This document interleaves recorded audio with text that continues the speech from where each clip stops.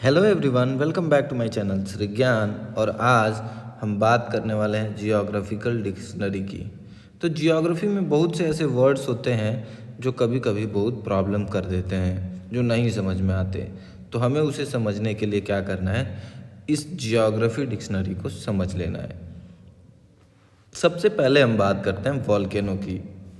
तो देखिए, volcano is an opening in the earth, means earth के किसी हिस्से का खुला भाग, यूजुअली रेज्ड, यूजुअली ये ऊपर की ओर उठा हुआ होता है, through which gases in lava escape from the earth's interior. तो कह रहा है कि अर्थ का एक खुला हुआ भाग जो ऊपर की ओर उठा हुआ होता है और इसके माध्यम से अर्थ के नीचे का लावा और गैस बाहर निकलता है। तो किसी ऐसी चीज़ को क्या कहेंगे, वोल्केनो। ठीक है, वोल्केनो के बाहर निकलने वाले लिक्विड मटेरियल को हम लावा कहते हैं, जबकि वोल्केनो के अंदर उपस्थित लिक्विड मटेरियल को हम मैग्मा कहते हैं। ठीक है, आपके लिए क्वेश्चन ये है कि आप ये बताइए, वोल्केनो के इरप्शन के बाद लावा से बने पत्थरों को कौन से पत्थर कहे जाते हैं। ठीक है, हम बढ़ते हैं आगे। Next is a strait. तो अब स्ट्रेट क्या है? Strait is nothing but strait is a narrow strip of water connecting two larger bodies of water. Means एक ये वाटर बॉडी है, एक ये वाटर बॉडी है, और एक पतली सी जगह जो दो बड़ी बड़ी वाटर बॉडीज़ को कनेक्ट करती हैं, ऐसी जगह को क्या कहते हैं, स्ट्रेट। जैसे कि आपने नाम सुना होगा स्ट्रेट ऑफ जिब्राल्टर। ठीक है, तो अब बात करते हैं आइसलैंड की। आइसलैंड क्या है? चारों तरफ से वाटर बॉडी से घिरे हुए किसी लैंड पार्ट को क्या कहते हैं, आइसलैंड कहते हैं। ठीक है, अब देखते हैं next. Wait a second. So next is cape. Cape of Good Hope आपने सुना होगा। Cape of Good Hope means a pointed piece of land extending an ocean और लेक। तो एक ऐसा नुकीला इलाका जो लैंड से कनेक्टेड हो और ओशियंस के अंदर तक जा रहा हो, ओशियंस में आगे तक निकला हुआ हो। ठीक है, तो ऐसे इलाके को क्या कहते हैं, केप कहते हैं। ठीक है, हम सब ने वास्को डी गामा जिस केप ऑफ गुड होप के रास्ते से आया था उसके बारे में ऑलरेडी अच्छे से जानते हैं। ठीक है, अब हम बात करते हैं सी लेवल की। तो सी लेवल क्या है? Sea level of the ocean surface used as a reference point when measuring the height और depth of the earth surface. तो हम अर्थ सरफेस को मेजर करने के लिए सी सरफेस से कितनी हाइट पे लैंड है इसको मेजर करते हैं। तो सी सरफेस क्या है? हम बस इसको लेवल करने के लिए, हाइट को मेजर करने के लिए, लैंड कितनी ऊंचाई तक है इसको मेजर करने के लिए सी सरफेस का इस्तेमाल करते हैं, सी लेवल का इस्तेमाल करते हैं। Third is bay. Bay is an part of ocean और lake partly enclosed by land. तो जब दो तीन तरफ से लैंड हो और बीच में ओशियन का कोई हिस्सा आ जाता है तो उस हिस्से को क्या कहते हैं, बे। आप सबको पता होगा हमारे इंडिया में बे ऑफ बंगाल है, और बे ऑफ बंगाल में एक बहुत ही फेमस वन है जहाँ बंगाल टाइगर भी पाए जाते हैं। उस वन का नाम बताइएगा जो पूरे वर्ल्ड में बहुत काफ़ी फेमस है। ठीक है, आई होप यहाँ तक आपको समझ में आ गया होगा। अब हम बात करते हैं रिवर माउथ की। रिवर माउथ क्या है? देखिए, ये है जो एक रिवर है, यहाँ से आ रही है और ये रिवर यहाँ जाके ओशियन में मिल जाती है, ओशियन में मिल जाती है। तो ओशियन में जहाँ मिलती है इस जगह को क्या कहते हैं, रिवर माउथ कहते हैं। इस जगह को क्या कहते हैं, रिवर माउथ कहते हैं। अब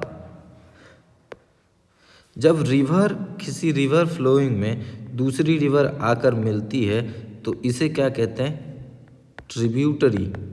राइट, ट्रिब्यूटरी कहते हैं, मीन्स सहयोगी नदी। ठीक है। तीसरा मार्स। मार्स क्या है? Marsh is soft wet low lying grassy land that serve as a transition between water and land. देखिए ये है लैंड, ये है सॉरी हाँ, ये है लैंड और ये है वाटर बॉडीज, और इन दोनों के बीच में जो ये वाला हिस्सा है जो हल्का सा नम रहता है, यहाँ पानी की मात्रा ज़्यादा होती है, कीचड़ कीचड़ सा होता है, इसको हम क्या कहते हैं? मार्स कहते हैं। ये है मार्स। ओके, आपको यहाँ तक आई होप कि समझ में आ गया होगा। अब हम नेक्स्ट बढ़ते हैं डेल्टा की ओर। देखिए रिवर माउथ्स पे मैक्सिमम टाइम क्या बनता है? Delta. Delta is a triangular area of land formed from deposit at the mouth of river. देखिए ये तो माउथ ऑफ द रिवर है, और इस माउथ ऑफ द रिवर के बीच में ये जो आप ब्लू कलर से, मैं इसको कलर कर देता हूँ, ब्लू कलर की जो आप लैंड देख रहे हो, इस लैंड को क्या कहेंगे? डेल्टा कहेंगे। ये जो लैंड देख रहे हो ना ब्लू कलर से, मैं जिसको पेंट कर रहा हूँ ग्रीन कलर की, ये जो बनी हुई है, ये जो मैं बना रहा हूँ, इसको क्या कहते हैं? डेल्टा कहते हैं। ठीक है। समटाइम्स क्या होता है कि बाढ़ आने की वजह से ये वाला जो पोर्शन है, यहाँ पर बाढ़ आने की वजह से बाढ़ का पानी फैल जाता है, और ऐसे इलाकों को क्या कहता है? Flood plain. जैसे देखिए flat near the edges of river, नदी के किनारे, फॉर्म्ड बाय द मड, जो नदी का कीचड़ था उसके द्वारा बना गया, सिल्ट डिपॉजिटेड बाय फ्लड।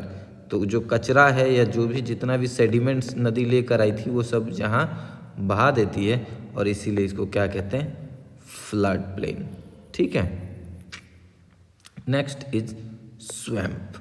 तो ये देखिए नदी के बीचों बीच में यहाँ हल्का सा कीचड़ और पानी का मिक्सचर है। An area of land that is saturated by water. तो कोई ऐसा एरिया ऑफ लैंड जो बहुत ज़्यादा पानी से सेचुरेटेड हो गया हो। ठीक है। अब और थोड़ा सा आगे बढ़ते हैं। अब बात करते हैं बुट की। तो बुट क्या है? अ रेज्ड यानी कि उठा हुआ फ्लैट एरिया। देखिए ऊपर से ये क्या है? फ्लैट है, तो ऊपर से कैसा होना चाहिए? फ्लैट। नीचे से कैसा होना चाहिए? उठा हुआ, ऊपर से flat. Area of land with steep Cliff. यहाँ नीचे से ये जगह से स्टीप क्लिफ है, देखिए नीचे से फिर से झुका हुआ है। स्मॉलर देन अ मेसा। तो ये थोड़ा छोटा छोटा अगर है तो इसे हम क्या कहेंगे? बुट या butte. Okay. Next is oasis. तो अब ओएसिस क्या है? A spot of fertile land, a spot of fertile land in a desert. एक रेगिस्तान के बीचों बीच एक फर्टाइल लैंड। अब रेगिस्तान के बीचों बीच फर्टाइल लैंड कैसे होगी? तो उसको fed with water, fed by water किया गया है। कैसे? किसी कुएं के पानी से या फिर अंडरग्राउंड स्प्रिंग से। अगर आपने रेगिस्तान के बीचों बीच किसी ज़मीन को फर्टाइल बना लिया है या उपजाऊ बना दिया है तो आप इसको क्या कह सकते हैं? ओएसिस। और डेजर्ट क्या होता है? डेजर्ट एक सूखा हुआ इलाका होता है जहाँ बहुत कम पेड़ पौधे पाए जाते हैं। ठीक है, बहुत कम पेड़ पौधे पाए जाते हैं। आई होप आपको यहाँ तक समझ में आ गया होगा। देखिए वहाँ हमने पढ़ा था बूटे, पढ़ा था ना? बूटे से अगर बड़ा हो और उसके बाकी के फीचर सेम हो तो उसे हम क्या कहेंगे? Mesa. A wide flat top mountain, माने माउंटेन जैसा होता है लेकिन इसका जो ऊपर है ये पूरा का पूरा फ्लैट होता है, ऊपर फ्लैट होता है, साइड से स्टीप होता है, साइड से स्टीप होता है, लार्जर देन अ बूटे। तो बूटे से बड़ा है अगर तो उसे हम क्या कहेंगे? मेसा। ओके, ये समझ में आ गया। अब चलते हैं स्टेपी। तो स्टेपी क्या है? A wide treeless plain, a wide treeless plain, मतलब एक ऐसा इलाका जहाँ कोई पेड़ पौधे ज़्यादा नहीं हो, सिर्फ ढेर सारी घास वगैरह हो तो स्टेपी कहेंगे। ठीक इसी तरह प्रेयरी देखिए, प्रेयरी भी ए लार्ज लेवल एरिया है, एक बहुत बड़ा लार्ज लेवल एरिया है, ठीक है, ऑफ ग्रासलैंड। यहाँ सिर्फ क्या है, ग्रास है, सिर्फ क्या है, ग्रास है, फ्यू और नो ट्री, बहुत कम पेड़ों के साथ या फिर बिना पेड़ों के, ठीक है। माउंटेन्स के बारे में मैं ज़्यादा नहीं पढ़ाऊँगा। नेचुरली एलिवेटेड यानी कि नेचुरली ये उठे हुए होने चाहिए, ठीक है, नेचुरली ये उठे हुए होने चाहिए। ऑफ द अर्थ सरफेस से उठे होने चाहिए विथ स्टीप साइड, तो ये स्टीपली एकदम असाइड ऐसे होने चाहिए, ठीक है। ग्रेटर हाइट देन अ हिल, तो हिल क्या होती है, छोटी होती है, माउंटेन क्या होते हैं, थोड़े बड़े होते हैं, ठीक है। ग्रेटर हाइट देन अ हिल, तो अब याद रखिएगा माउंटेन और हिल एक ही नहीं होते हैं, माउंटेन बड़े होते हैं बेटा और हिल जो है वो छोटे होते हैं, ठीक है। आई होप आपको इतने सारे जो छोटी छोटी चीज़ें अगर ये आप याद रखेंगे तो आपको एसएसटी समझने में काफ़ी हेल्प होती रहेगी, ठीक है। अब हम बात करते हैं वैली की, ठीक है। तो वैली देखिए, लो land between hills and mountains, एक हिल इधर है, सॉरी एक माउंटेन इधर है, एक हिल इधर है, और बीच की जो जगह है इसको हम क्या कहेंगे, वैली।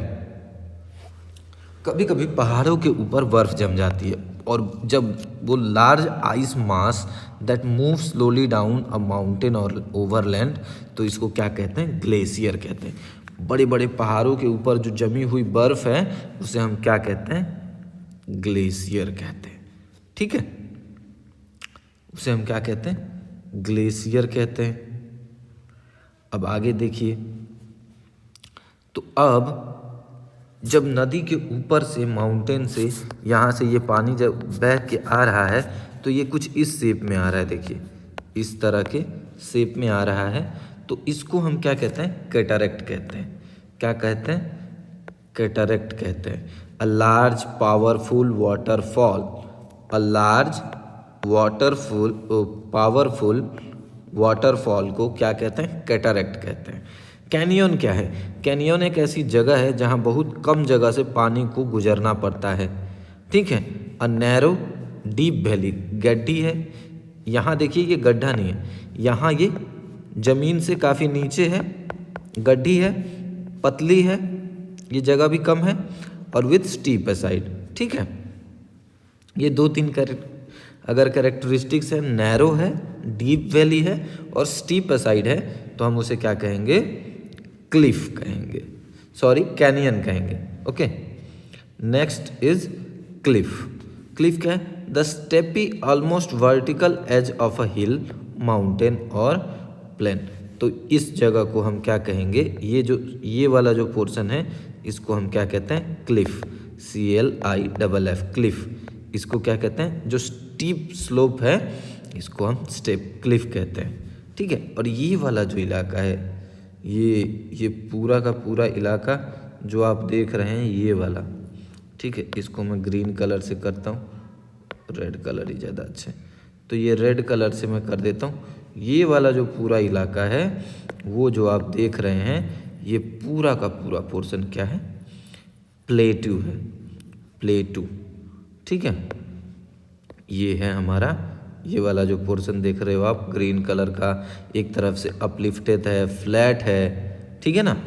अब ब्रॉड है, ये फ्लैट यानी कि फ्लैट है, लैंड हायर देन सराउंडिंग, आसपास के इलाकों से ऊंचाई पे होना चाहिए, तो फिर इसको क्या कहेंगे, प्लेट्यू कहेंगे। आई होप आपको यहाँ तक अच्छे से समझ में। हेलो एवरीवन, तो एक बात और याद रखिएगा, पेनिसुला भी कहा जाता है केप को, ये याद रखिएगा। जब कोई लैंड इस तरह से होता है और ये पूरा का पूरा पोर्शन जब आप चारों तरफ से वाटर बॉडी से घिरा हुआ होता है तो इसको हम क्या कहते हैं, पेनिसुला कहते हैं, ठीक है। ये रहा, केप को पेनिसुला भी कहते हैं, ओके। अब देखते हैं हार्बर। हार्बर क्या होता है, a sheltered area of water deep enough for docking ship, तो एक ऐसा जगह जो शिप को रखने के लिए सफिशिएंट हो, ठीक है। तो ये शिप को यहाँ स्टॉक करने के लिए अच्छी जगह है, इसीलिए इसे हम क्या कहते हैं, हार्बर कहते हैं, ठीक है। और बे को ही बे जो कि बहुत बड़ी वाटर बॉडी है लेकिन तीन तरफ से लैंड से घिरी हुई है, तो ऐसे इलाके को बे कहते हैं और बे को ही गल्फ भी कहा जाता है। ठीक है, मार्स, डेल्टा, स्वैम्प ये सब हम ऑलरेडी पढ़ चुके हैं। ठीक है, सो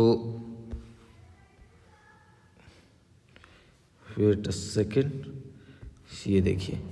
सो नेक्स्ट हम क्या पढ़ सकते हैं?